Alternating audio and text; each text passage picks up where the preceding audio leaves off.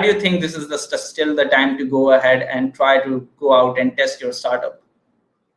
So I think one thing that's really important to remember is that whenever almost everything seems to work in this world in a sort of a balance. Whenever something's going down, something else is going up. So although there are a lot of situations that are a lot more difficult now, there are a lot more opportunities. The one that comes to mind most importantly, I would say, is that because there are so many people at home right now, you can see it when you're on the internet, a lot of the time it's actually slower. It's running slower because there are so many people online right now.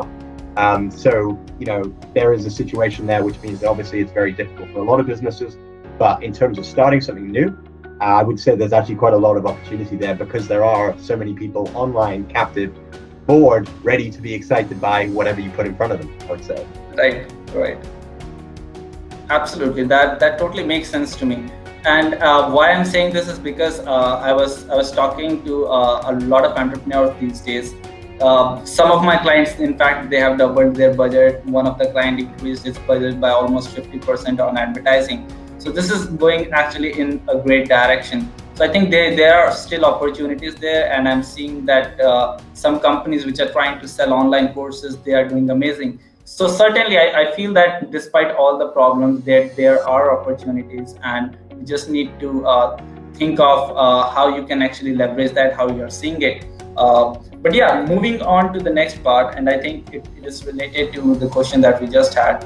So after you have validated your idea, the next step is to acquire those first customers, and that's very critical because those initial customers will actually ensure how your startup is going to look like in the next few months, right? So my question to you is how to get those first customers. How do you plan, let's say, for your startup to get those first customers? Yeah. Okay. So so with this, again, following through with this scientific or methodical or logical process, when you're doing a statistical test, you want to remove as many variables as possible, because any variable multiplies by an exponential amount the amount of different things that could change in the outcome. So you want to have as minimal changes as possible. So for that reason, I always want there to be a very concrete, steady flow of traffic from a reliable source that are going to be giving me regular, similar people. So in my opinion, one of the best ways of doing that is pay-per-click on Google, because that is search intent based. So people have literally said, I am looking to buy groceries online. They've said that. And every day you get a fresh batch of those people who have said, buy groceries online. So you can control how many people you get, you can control how much you spend, and you can control them being the same. That gives you a very safe, relatively safe model for having users onto the page to then test things with. So I would say that's probably the best. I would say Facebook ads is also very good. And then I would say if you don't have any budget, my experience when I started the Dreammakers, I didn't have any marketing budget.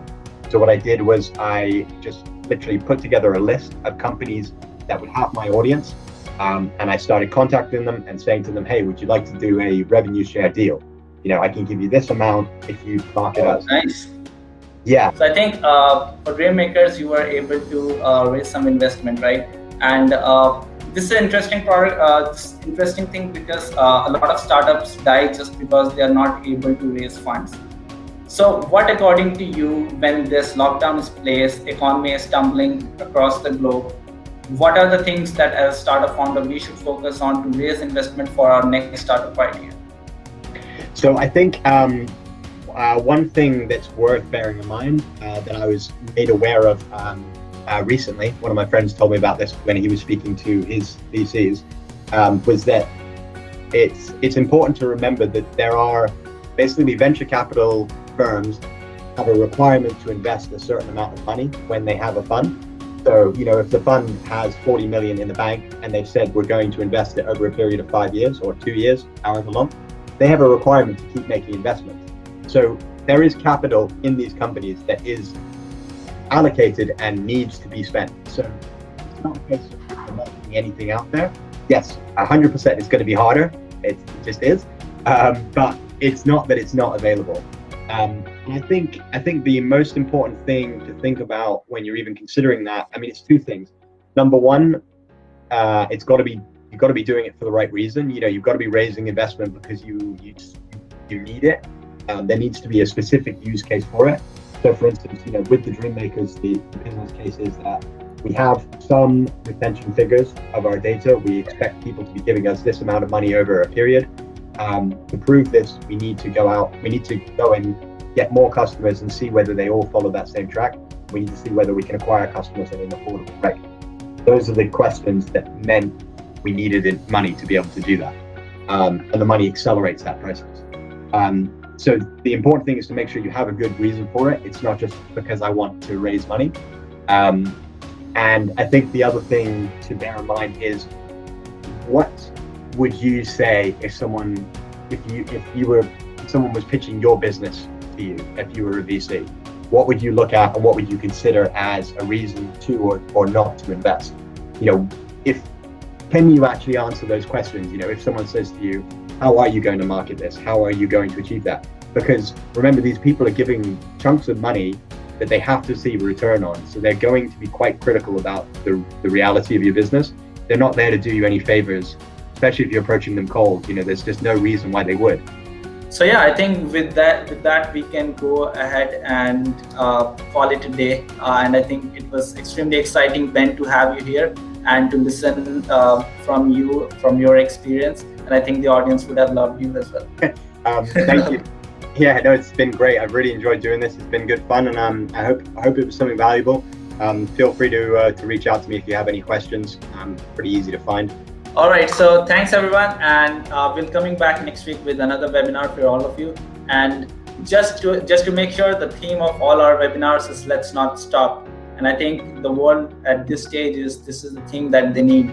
So let's not stop, keep doing new things. Let's keep launching new startups, learning new things. And I think that's how we can always go ahead. Thank you everyone, and have a great evening. Bye-bye. Bye.